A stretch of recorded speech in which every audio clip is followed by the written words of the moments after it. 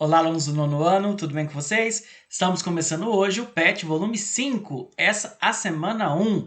Antes de começar o vídeo, gostaria muito de agradecer ao número de inscritos aí, todo mundo que se inscreveu no canal, todo mundo que tem comentado e curtido aí os vídeos.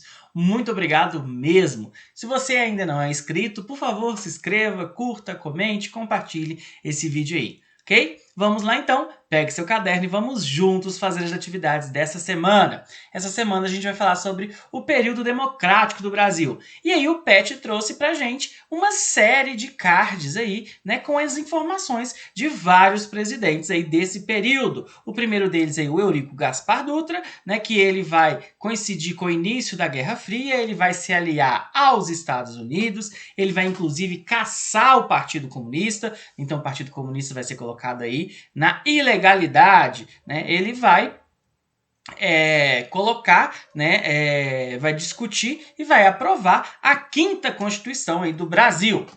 Depois a gente vai ter um velho conhecido aí, né, no governo novamente, que vai ser o Getúlio Vargas. Ele vai ganhar a eleição, né, ele que tinha saído lá na época do Estado Novo, ele vai ganhar uma eleição e ele vai ter o famoso slogan, o petróleo é nosso. E ele vai sair do governo quando ele comete o suicídio em 1954, ok?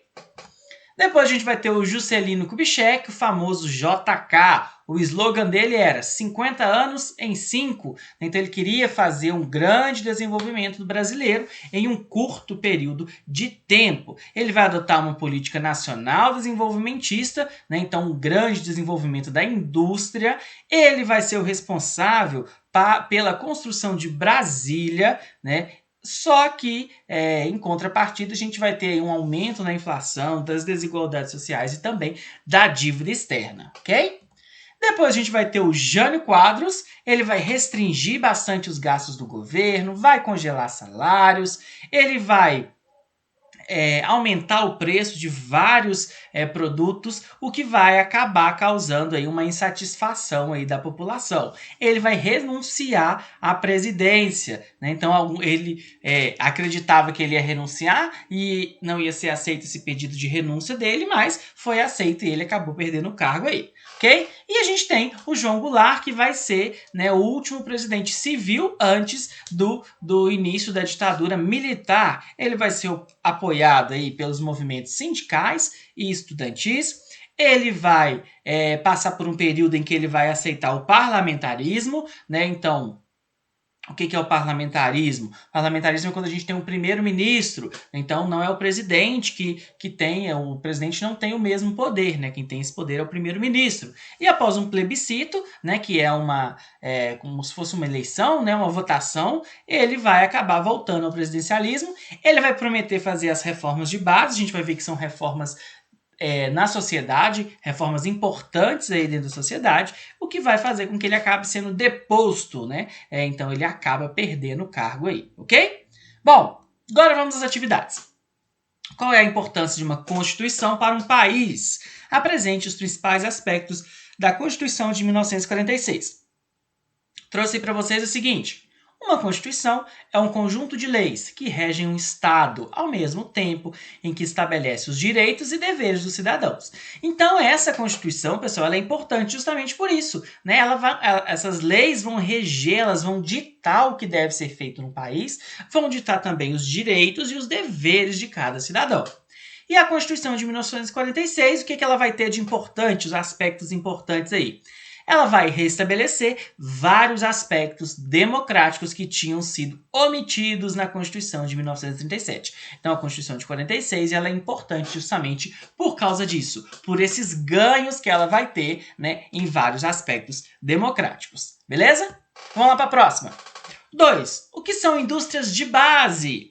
Indústrias de base é a que produz ou fabrica matérias-primas a serem utilizadas por companhias de outros setores. Entre as indústrias de base destacam-se as que atuam no ramo da siderurgia, da mineração, produção de cimento e as petrolíferas, né? Então, é uma indústria que produz para outras indústrias, né? Produz maquinário, produz matéria-prima, esse tipo de coisa, ok? Próxima. Quais são as principais diferenças entre os projetos nacionalistas e liberais nesse período? Pessoal, no PET de vocês tem essa resposta, olha só, nesse quadro que tem em cima, o projeto nacionalista, qual que é a ideia? O Estado deve intervir na economia, a entrada do capital estrangeiro deve ser controlada pelo Estado e o Brasil deve se manter como uma posição independente dos Estados Unidos, beleza? E o projeto liberal, quais que eram as ideias deles? A economia devia caminhar com a menor interferência possível do Estado, então o governo não devia interferir na economia. Os capitais e as empresas estrangeiras deviam ter liberdade para atuar no Brasil e o governo brasileiro deveria se aliar aos Estados Unidos, ok? Então, as características do nacionalismo e as características dos liberais. Vamos para a próxima. Em que constituía a política nacional desenvolvimentista de Juscelino Kubitschek, o famoso JK? Grandes investimentos com a ajuda do capital estrangeiro em transportes, produção de energia e indústria de base, com o intuito de proporcionar o crescimento econômico capitalista ao Brasil. Então, com o objetivo de desenvolver mais rapidamente aí o Brasil, a ideia era que, com a ajuda do capital estrangeiro, né, com dinheiro que vem de fora, o Brasil investisse na industrialização, né, principalmente na indústria de base. Ok? Vamos para a próxima. 5. Você já ouviu falar em inflação? Como isso interfere na economia e na política? Então, pessoal, vocês com certeza já ouviram falar em inflação. O que é inflação? Ela representa o aumento do custo de vida para o consumidor e para as empresas, resultante da elevação do preço dos produtos e da desvalorização da moeda. Então, a inflação é essa variação de preço, né? E por que ela vai interferir na política econômica de um país, né? Na política e na economia de um país? Porque através da inflação a gente consegue ver se a economia está indo bem, se está indo mal, e a população, né, quer que os governos controlem essa inflação, né, para que os preços não aumentem demais, porque às vezes o preço aumenta e o salário não acompanha. Então aí a gente tem um problema que a gente vai perdendo o poder de compra, ok? Vamos para a próxima. 6. Quais as diferenças entre o parlamentarismo e o presidencialismo? Vamos lá. Nos governos presidencialistas, o poder executivo é exercido pelo presidente da República, eleito pelo voto direto. Então você vota no candidato e o candidato que é mais votado, ele é eleito presidente. No parlamentarismo, o chefe do executivo é eleito entre os deputados mais votados de uma determinada sigla. Então, essa é a diferença. Enquanto no presidencialismo a população tem um voto direto no presidente, no parlamentarismo o chefe do poder executivo vai ser escolhido entre os deputados, aqueles deputados que foram eleitos. Beleza? Número 7. As reformas de base propunham quais transformações? Aí, pessoal, é uma série de transformações. As reformas de base propunham transformações como a reforma agrária, a reforma administrativa, a reforma eleitoral, reforma bancária, reforma tributária, reforma universitária e reforma constitucional. E por que são reformas de base? Porque são a base da sociedade, né? São coisas importantes que seriam aí transformadas, que seriam mudadas com essa reforma, beleza? Agora a gente tem a atividade 2. Observe a fotografia abaixo, leia o trecho e responda as questões propostas. Então a gente tem uma imagem aí, né, e tá perguntando o seguinte, tá falando antes, né? O incentivo à indústria automobilística foi uma das principais propostas do governo de Juscelino Kubitschek. A escolha por esse meio de transporte estava relacionada à política desenvolvimentista de modo mais amplo. Para a JK, como era conhecido, o Brasil precisava se modernizar cada vez mais. O que você observa nessa fotografia? Então, você vai descrever o que você está vendo aí, né? Você vê o quê? Grandes avenidas com um movimento muito grande de carros, ok? A letra B.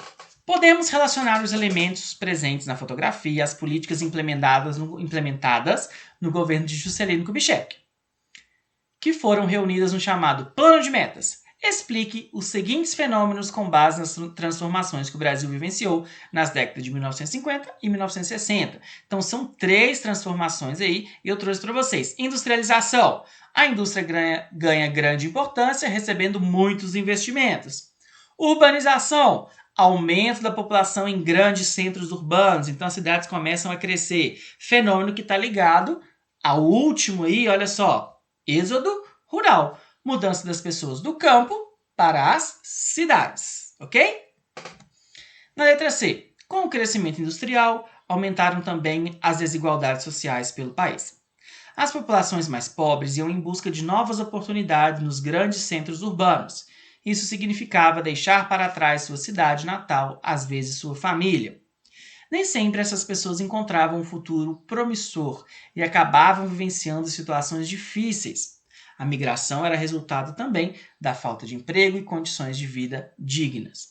Converse com seus pais e avós ou conhecidos que tenham vivenciado alguma situação semelhante. Se preferir, registre a conversa em seu caderno. Então, essa atividade, que é uma atividade pessoal, está pedindo para vocês conversarem com os pais, os avós de vocês, para saber de onde que eles vieram, se eles fizeram essa mudança, né, de uma outra cidade para a cidade que você mora agora, às vezes da área rural para a área urbana. Então, conversem com eles aí. Seus responsáveis, né, algum conhecido que tenha perto de vocês aí, beleza? Agora vamos à atividade 3. As reformas de base prometidas no governo de João Goulart animaram vários setores da sociedade que viram nelas oportunidades promissoras de redução das desigualdades sociais. Esses setores iam se organizando na medida em que levavam adiante suas reivindicações. No ano de 1961, o deputado Francisco Julião discursou em defesa da aplicação dos direitos trabalhistas no campo e da reforma agrária, buscando garantir que fosse limitada a quantidade de terras que cada pessoa podia possuir. Agora é com você. Pesquise em seu livro e em outros materiais a atuação desses dois movimentos abaixo e monte um card para cada um deles. Busque considerar de que forma as reivindicações desses grupos continuam presentes em nosso cotidiano. O primeiro grupo aí é a União Nacional dos Estudantes, a UNE. Trouxe para vocês as informações aí, olha só. Fundada em 1937, a UNE é o órgão máximo da representação dos estudantes universitários brasileiros. O objetivo principal da UNE é a luta por melhores condições no âmbito educacional. No entanto, a UNE participa ativamente da história política do país. Então, essa união dos estudantes, ela vai lutar não só pelos direitos, né, ligados à educação, mas vai participar de diversas discussões aí sobre a política nacional. E é uma união que ainda existe, né? A UNE ainda existe, ainda é atuante no Brasil. O próximo são as Ligas Camponesas. As Ligas Camponesas foram associações de trabalhadores rurais criadas inicialmente no estado de Pernambuco, posteriormente na Paraíba, no estado do Rio de Janeiro, Goiás e em outras regiões do Brasil, que exerceram intensa atividade no período que se estendeu de 1955 até a queda de João Goulart, em 1964. Então, as ligas camponesas, elas não existem mais, né? Elas vão acabar aí em 1964. E ela vai, né, ser uma associação de trabalhadores rurais, né, dependendo aí os seus interesses. Beleza? Bom, pessoal, então é isso. Bons estudos, muito obrigado, não se esqueça de se inscrever no canal, curtir esse vídeo, se precisar falar comigo pode me procurar lá no Instagram, deixei as referências que eu utilizei aqui, muito obrigado, até a próxima, valeu!